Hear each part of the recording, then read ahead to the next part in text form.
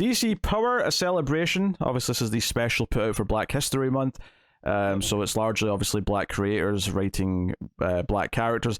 There is a reprint or two towards the end, one of which I didn't realize was a reprint, and I read it because I hadn't read it before. Yep. The final story is a Joe Mullen story, but it's actually just an excerpt from issue 5, I think it said, of her Green Lantern book, Far Sector.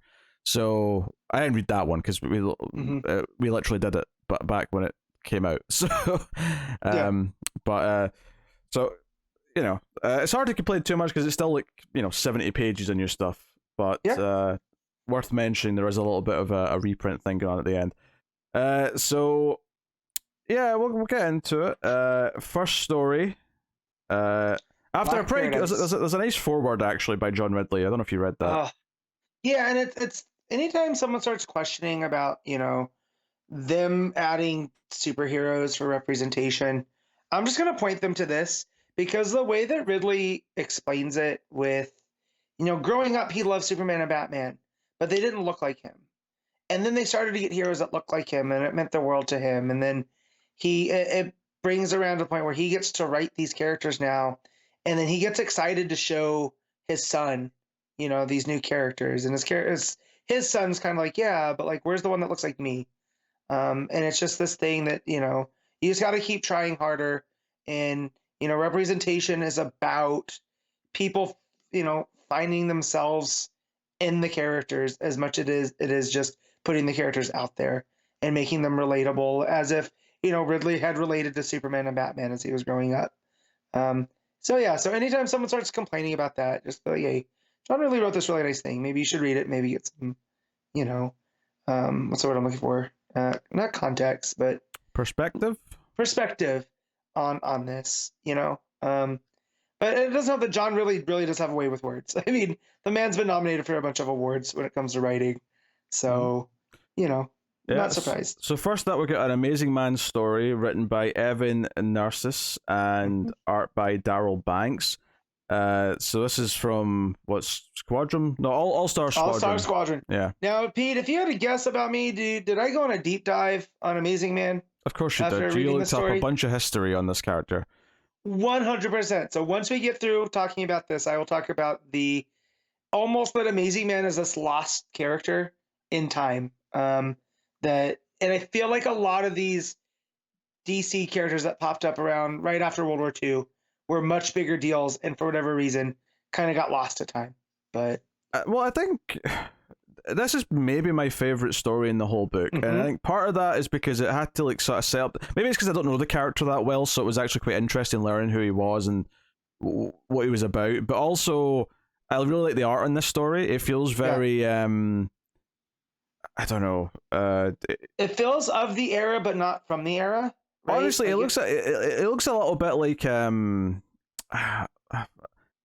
wouldn't quite say it looks like Fornes, but it has kind of that quality to it, right? I could see this being set in the Watchmen universe or something and fitting in there. But it's about this character, Amazing Man, who can turn his body into any material he touches. And what it deals with, because it's set after World War II, is the idea that he went off and he fought for the country and all the rest of it. But now there's this anti-Cape sentiment post World War II, so he's hiding along with a lot of the other superheroes. But it ties into obviously there's allegories, of course, to black characters coming, I say black characters, black people who were in a war, came back, but weren't treated as heroes like everyone else was. They were just kind of forgotten about. And this story deals with the fact that the government want to knock down a whole black neighborhood so they can build a highway and things like that. And we get this villain who's just this KKK style guy called Klan robot. Yeah, called All American. Yeah. And effectively the story is about the fact that this is Amazing Man by the end is going to decide that he shouldn't be hiding and he should still be trying to help and save people and stop bad guys. Yeah. He shouldn't have to hide because the world is making him feel scared, Right. Is that he should be, standing up for other people regardless. And so, because what he does, he says that he picks up a bunch of jobs, and it's kind of like The Incredibles, right? Where, Bob's not supposed to be doing superheroing anymore, but he can't help himself when people need help. So Amazing Man is a driver, and when he sees stuff going wrong, he still gets involved. And that's how he comes across this All American guy who just looks like a clown. Like, yeah. So All American in like the original stories was a robot, and it's referenced here. But there's this new guy that's got like an All American thing, and he's using like our man's like dust. The Miraclo, the Miraclo pills, which ties into a story where he stopped using them for a Ray because he was getting addicted to them, and he lost a stash of them in Detroit.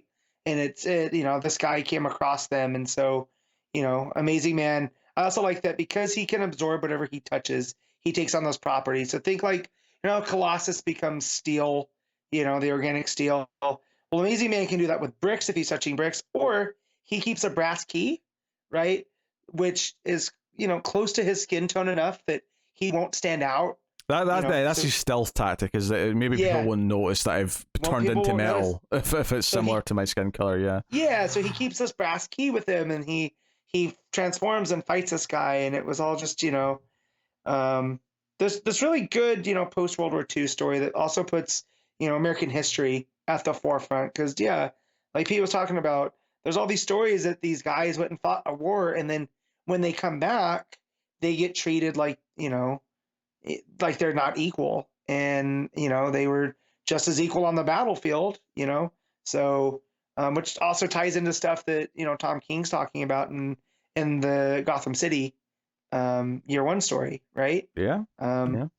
So here he decides he wants to use his power for good again, and also he really is looking like Luke Cage here at the end, which maybe a different color sweater here at the end instead of the yellow and the bald head, right?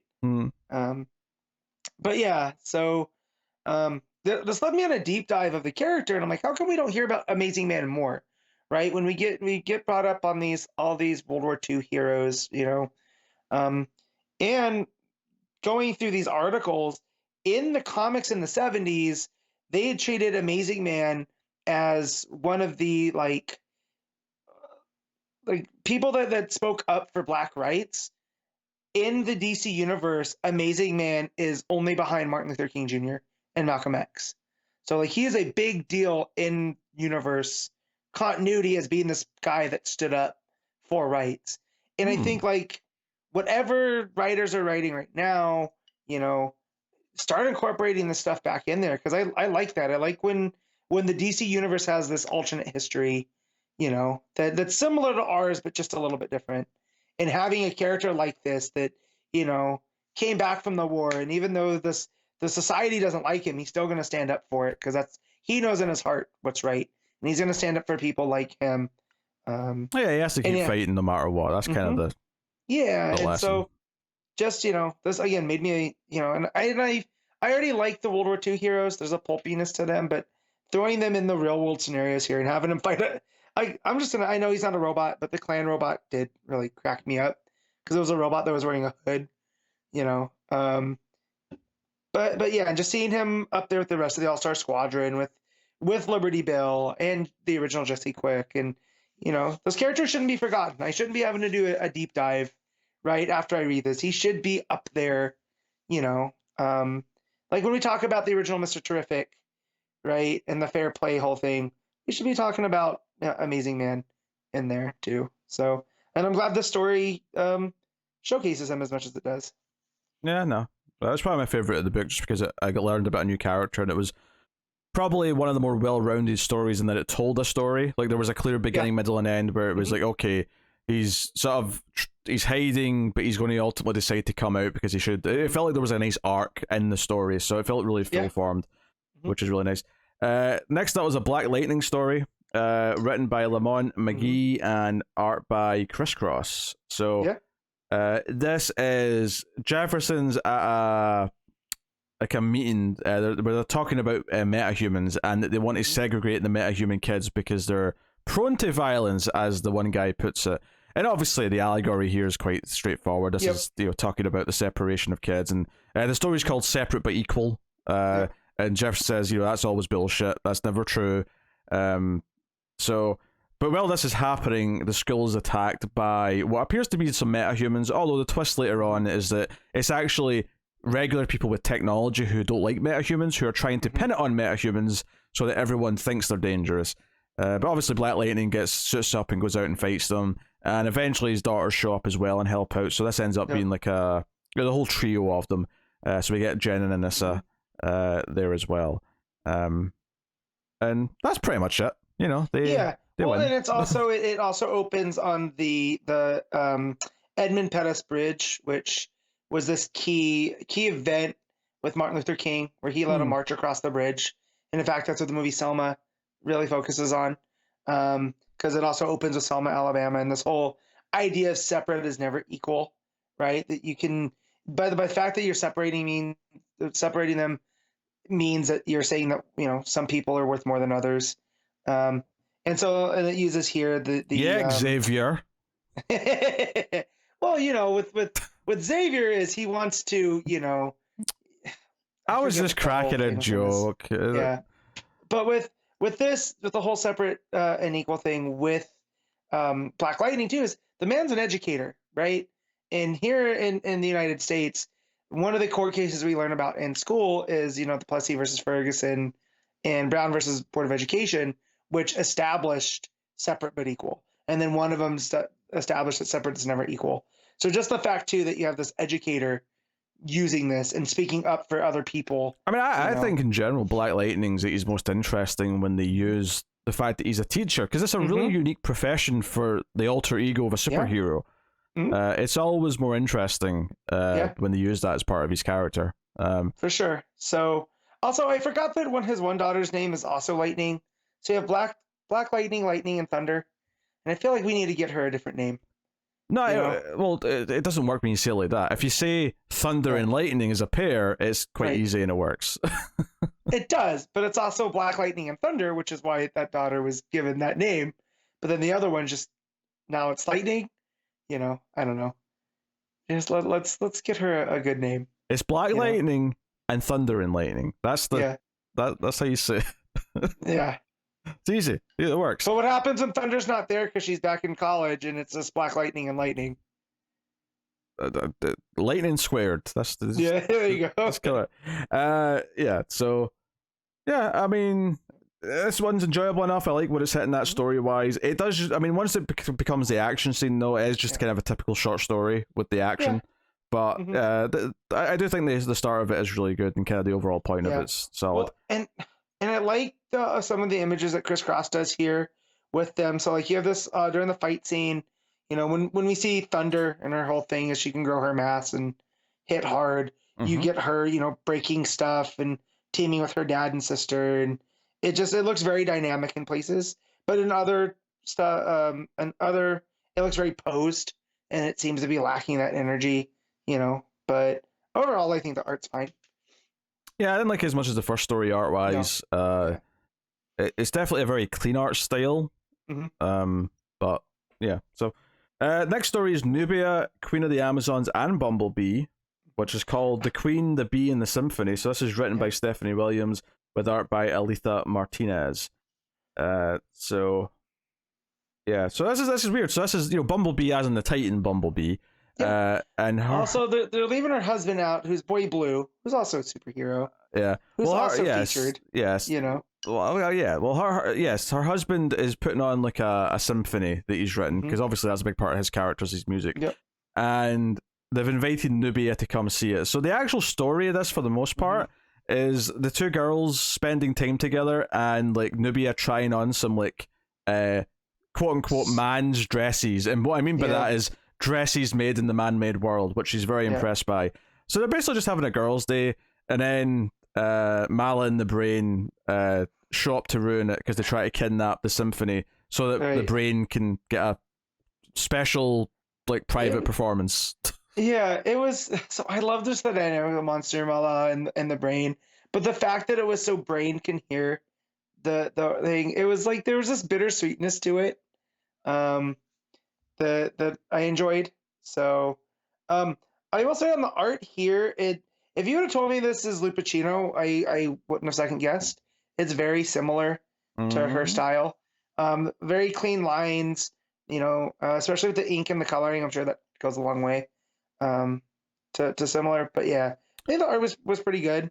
Yeah, art was solid enough. I think the story here, we're getting into this sort of anthology, the pitfalls of, just like you basically have a setup and then you have a fight and then it's over. Like that's basically like all you have. And it's a random enough pairing. I don't know if these characters are associated with each other. I've never. No. But whatever. It's cool. No, it worked, and the fact that Nubia, has a soft spot for music because she was, the guardian of Death's Door, and that she taught herself the harp while she was there, and then so at the end, they asked her if she can play harp as part of the, for the symphony. So I thought that was all nice. They made the pairing work pretty well. Yeah, nothing really else to add. Next is a Green Lantern story, obviously about John Stewart. It's called Keeping the Peace by Brandon Thomas and art by Natasha Bustos. So we start with a flashback as John as a kid being bullied, and then we learn that this is him sort of reliving this memory, and he literally puts his like bad memories in Green Lantern boxes and compartmentalizes them, which is kind of funny. But he's basically dealing with this peace negotiation between this like warring alien, these two warring alien races on this planet, and they want to try and get peace because there's like another enemy potentially that might come and wipe them out. So they're fighting and bickering, and it's only when eventually they're seemingly attacked by this third party that they decide to finally stop fighting and start actually solving their problem and deciding what their peace treaty is, and it works. And the little twist of the issue is that this attack that was made to look like this third party was actually our young Kelly, a Teen Lantern in space, who was firing this beam down. And this was John's ploy to make them work together, because he says that the only thing bullies really respond to is a bigger bully, and that makes them so. The Trillions were coming, and he does a good job making it look like a death ray, which I did. I loved all that stuff, but this flashback got super dark that I wasn't ready for. The kids beat him up, the bullies beat him up enough that he got put in the hospital. Yeah. And John wants to go back and basically try to tell young him, don't do this. But then he also kind of at the end he comes to terms with the fact that that kind of made him who he is. It's one of his core memories, because he will stick up for others. Well, that was the key part you left out, is that he got beat up because he was sticking up for someone else. That's right. Yeah. All right. And so, he's in the hospital, and then this whole idea comes from him reading War of the Worlds while he was in the hospital. That felt like a meta thing to me. It was kind of like him being influenced by what he reads is kind of like a, hey, wink, wink, because, kids are reading comic books and maybe we'll influence them kind of thing. There was like a sort of like, Ouroboros kind of idea to that. But yeah, the memories in the Green Lantern boxes, right, would make me... But then we just had a whole issue of Human Target where that's a crux, right? That they keep records from the rings in this top secret room on Oa. So, it ended up working. I did like the art here because it did feel... There's a cartooniness, but in a, kind of in that Bruce Timm kind of style, almost. Like very clean lines. Yeah, I wasn't expecting Teen Lantern to be involved in this, so that was actually a nice little surprise. Yeah, that he's including her in this. I don't know, it was just kind of nice, because she's like probably one of the newest characters in the whole book. It was just nice that she gets a little bit of showtime. Sure. Doesn't get a character bio page like everyone else does, I noticed. No. Oh, technically that is Black Lightning. I thought that was weird. You get to the end of the Black Lightning story and it's just Thunder and Lightning who get the bio, and I'm like, I feel like they were Jeff. We don't need to know about Jeff. Yeah, what the hell? Yeah, weird. Anyway, next up we got Aquaman and Kid Flash. Obviously, this is Joe, I always mix up Aquaman's name with the animated series name. Yeah. Which was Khalid. Calder. No, Calder. Yeah, Calder. Yeah, it's Calder. Yeah. Yeah. Now it's Jackson. That was Jackson. Yes, I always mix those two names up. Anyway, so this is Wallace, and it's him dealing with this idea that he doesn't feel like he's worthwhile, that everyone around him, like, oh, we got the discount Flash, we didn't get the real Flash, or even the real Kid Flash, so a lot of this is his inner worries that he's not even the first Wally to be a speedster and be Kid Flash, Bart's the one who really is owed the name. You know, all these worries. I wasn't super into this story because I didn't really understand why Wallace got really aggressive with with Aqualad.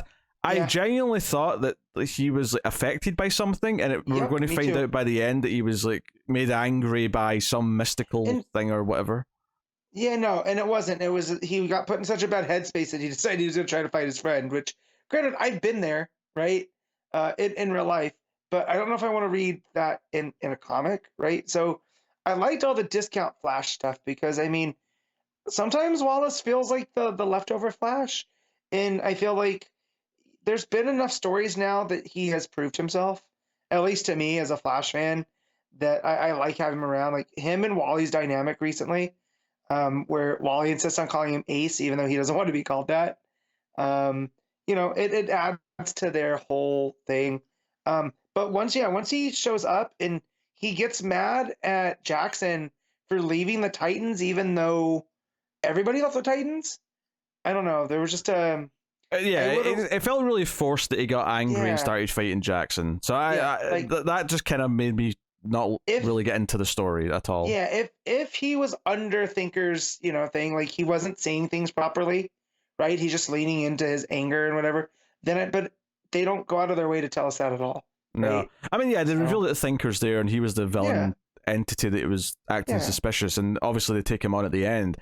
Mm-hmm. And he was probably what was making him feel so, paranoid and worried about like who he was and his value as the Flash. Mm-hmm. But it felt like he just started fighting him immediately, and I don't know, it just didn't quite click for me.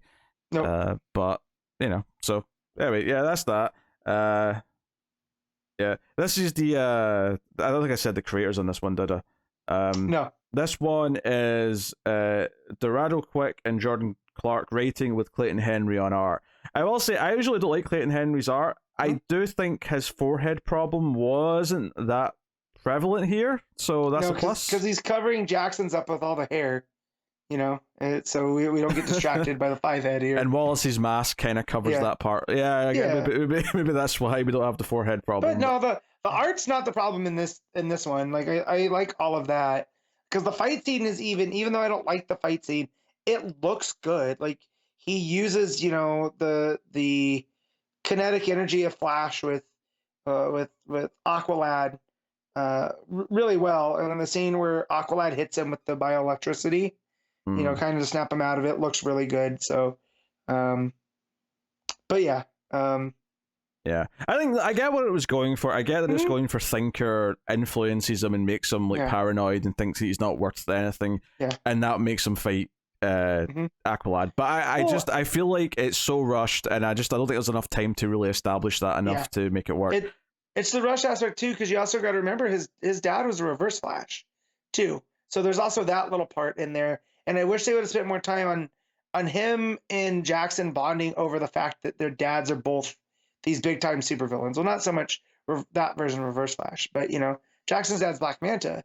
That's his mentor's main enemy. So a little bit more on that and less of them like fighting because Wallace is upset by his own thoughts. But ends with a kid wanting Wallace to sign something, just to let him know that he matters to someone, that he's got fans, that he's influencing people and whatnot. Yeah. So because he's opening, did we say that he's opening like a youth center? He's cutting a ribbon. He's cutting a ribbon, and so. But the kid coming up and asking him if he wants to race, he's like, I could be the Flash one day. I'm the fastest kid at my school. I thought that was all super cute. Yeah, next up we got Cyborg. This one's written by Morgan Hampton and art by Valentine DeLandro. And I assume this is the team that's going to be on the book, because at the end of it, obviously, it gives you a tease saying this is the miniseries that's coming in May or whatever it is. Yeah. And I gotta be honest with you, I actually think that I am kind of into this miniseries after this short story. Me too. I was not expecting the silly catchphrase of Booyah to hit such an emotional part. Yeah, so this is probably my second favorite story in the book after the Amazing Man story. It's I really like the art, actually. It's got this really kind of I don't want to compare it to Foreigners again, but it has that really sort of flat colors, sort of like style. So this artist also did the backups in one of the Future State Batman books with Mr. Miracle. Oh, When they were okay. doing they were doing the Shiloh Norman stuff. And I can see it actually. Now you said that, I can compare it in my head now. Yeah. And I just remember that name because that name's very, very, it stands out. So, but yeah, no, I was like, oh, Booyah, like, and this, I get it that came from the cartoon, the Teen Titans cartoon, and it's not really part of Cyborg's character. They made it work here, and they made it work really well. So. Yeah, well, they're doing this thing where he's protecting this new fancy energy source, which apparently comes from Ryan Choi, and which is the atom, the modern atom, for anyone who's not keeping up to date with that.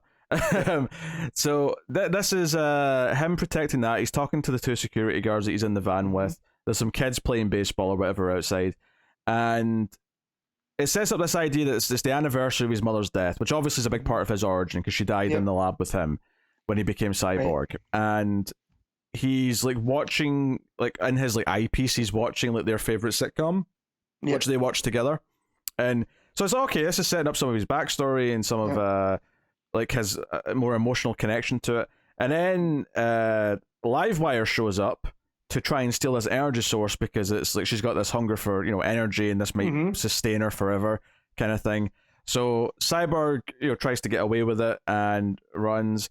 And he gets knocked out or whatever, and he's like sort of has this sort of conversation in his head with his mother, where she gives him a bit of a pep talk. And what was she says to it? Something about how he's like both powerless and super powerful, and that's kind of important to like who he is. But yeah, so yeah, and because he says it establishes that she's the one who would say, "Can I get a booyah?" and then he would fist pump her and say booyah. Right, because that was from their favorite show that they watched together in the afternoons when you get home from school. But yeah, so he says, "I'm a hero. People need me, but I never chose to be this. I feel so powerless." So it's all about him not wanting to be Cyborg again, which I heard that I was like, oh man. But then, Mom reminds him, he's like, "Well, no, this is who you've always been. You're always Victor. You're always gonna come out of this stronger." And then that's where it snaps him. He's like, "Oh yeah," and then they do the booyah, and then he wakes up, and when he hits Livewire with it, when he makes the the cannon, the booyah is so satisfying. Yeah. And then Livewire grabs a kid, and the kid's got a hearing aid. The art points that out. So it sort of does that because Cyborg's got narration, but then there's like a second type of narration, which is like his computer system, just sort of like it tells you what he's doing.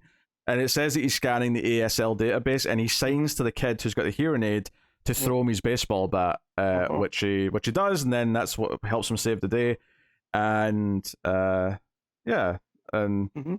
to know says hello to the kid at the end. I actually really liked this. I thought the art was great. I thought the emotional connection to Cyborg's mom I thought landed. I've read a few lackluster like issue ones of Cyborg books that haven't really worked for me. Start of the New 52, Start of Rebirth, and they've been okay, but they've never really felt like that made me want to read anymore. They always fall into the trap of him, is he a man or a machine? And what I liked about this is that it leaned into that he's just Victor Stone. Even with all the electronic stuff, at the end of the day, he's still Victor Stone. See, here's the thing. I don't even think it's a problem. If they give me a good man or machine story, like I love science fiction, I can totally get into that. I just don't think any of them have ever quite landed for me. So, but I was going to try the miniseries anyway, but honestly, I feel a lot more optimistic about it after reading this. Well, and the art's going to be Tom Rainey, so it's same writer. Okay. Morgan Hampton is the writer. Tom Rainey is the artist. So, but yeah, and that's a little bit of a shame because I really like the art in this. But hopefully, Tom Rainey. I like Rainey's art enough. It's been. I think we read Rainey in which was it? It was one of the Green Lantern books. I remember. So. Okay. But yeah, I definitely felt the same way. It's weird that we lined up like that, where I was not interested in the Cyborg book at all, but then after reading this. And the emotional spots that it hits and just the tone of it, and him being in Detroit still and wanting to be part of the community, and again hitting us with that booyah and it meaning so much to him. They made it work. Morgan Hampton made it work. Yeah, next we got a Vixen and Batwing story, written by Chuck Brown and art by Peterson Oliveira. So that's one of the ones that I wasn't as into. It's just kind of there. It's Batwing and Vixen are on kind of a date, although she's protecting her king or whatever.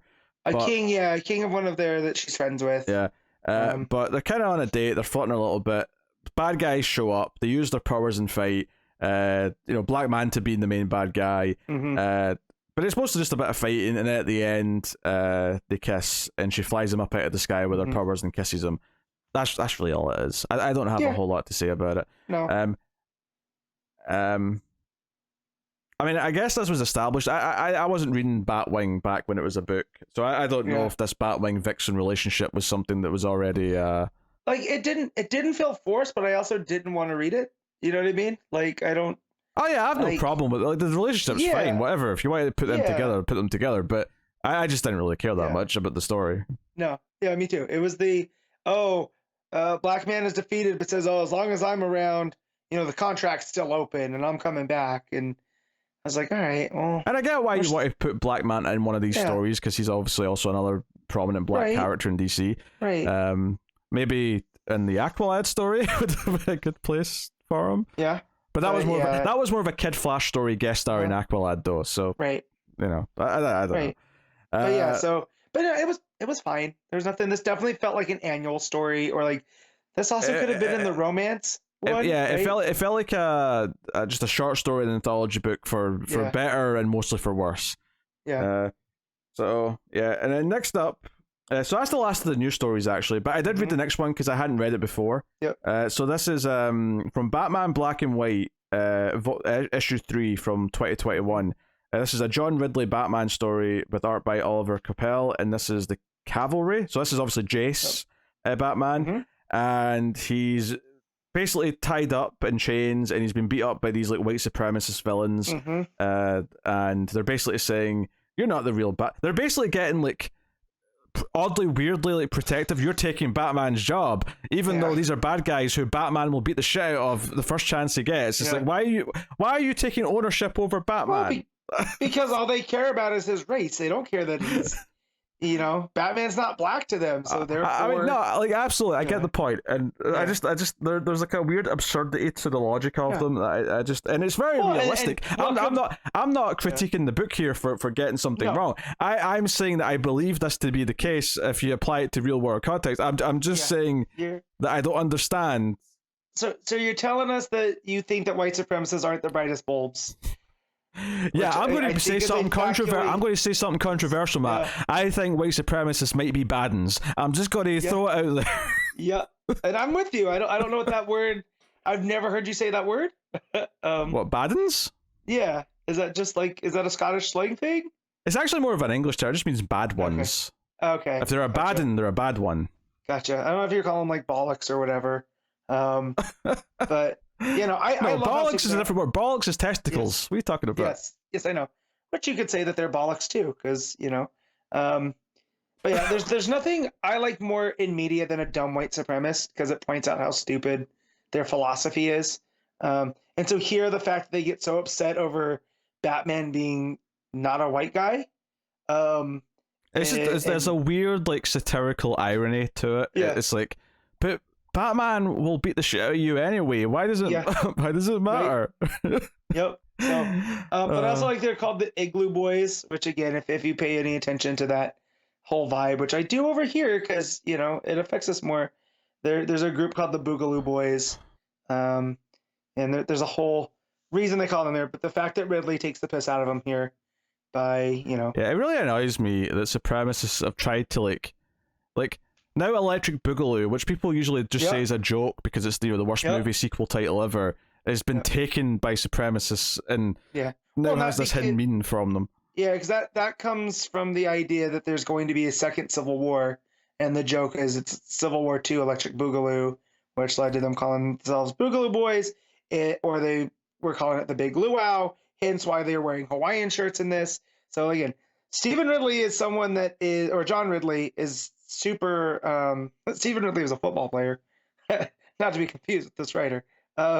John Ridley is very in on social movements. You can tell just from this, and stuff to it. And so yeah, so just the fact that they're in the Hawaiian shirts and all this other stuff tells me he pays attention as much as I do to this stuff. But so I mean, the big thing with this story is just the art, really, because this gorgeous black and white art, the fight scene plays out. Because I haven't read most of, like, I read the start of the Ridley Batman stuff, but when the ongoing started, I kind of fell off it quite quickly. Yeah. But I didn't know that he had a sidekick, so when this sidekick shows up, I was like, who's this? And then it wasn't until the last few pages where it reveals that it's his little sister, and I went, so it's I remember her as because she was in the book already as a character, but obviously she's become his little Robin-esque sidekick. Yeah. So she ends up bailing him out, and they go off on their bikes. So I like the fact that she asks if they can use guns, and he says no. She's like, yeah, but it'd be so much easier if we could. Just her dynamic there. But yeah. Also, so reading back through this, right, we get a Batwing and a Batman at the end of this. I did not realize that Jace is meant to be Lucius's oldest son, but he's also, they don't have the same mom. That this is Luke's half brother, and that was one of the things that opening the foreword mentioned, is that later on he revealed JC's mother, which actually did create. So when he showed the character to his son, the son said something to the what was the word he used? Blasian, I think. So Blasian, which I assume just means half black, half Asian. Would be my assumption. I've never heard it before, but I assume that's what it means.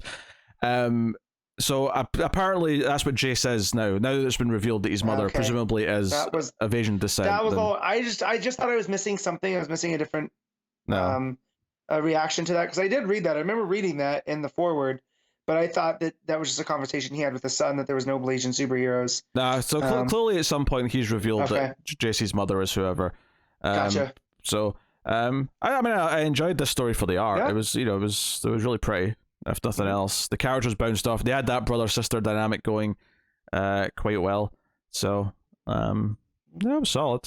So I mean, overall, as far as these anthologies go, this one's relatively good, because it has, I'd say, 2 stories that I really liked, a couple that were decent, 1 or 2 that I wasn't so keen on, and then there's a reprint at the end. Technically there's 2 reprints, but I hadn't read this one before, so I read the Batman one. But I remember talking about it probably with Connor probably on here, because I remember us having the same conversation about the Igloo Boys and how they were penguins. Ridley makes them penguins crew that got together to do, which works obviously because it's part of his shtick. Yeah. So, but yeah. So I just assumed you had read it too, but no. Upon the reread, it still holds up, even though it's a 2-year-old story at this point. It's still all lands, all the character stuff's still there, and again, never gonna be mad at black and white Coipel art. Like, it's real pretty to look at. So, it's a win.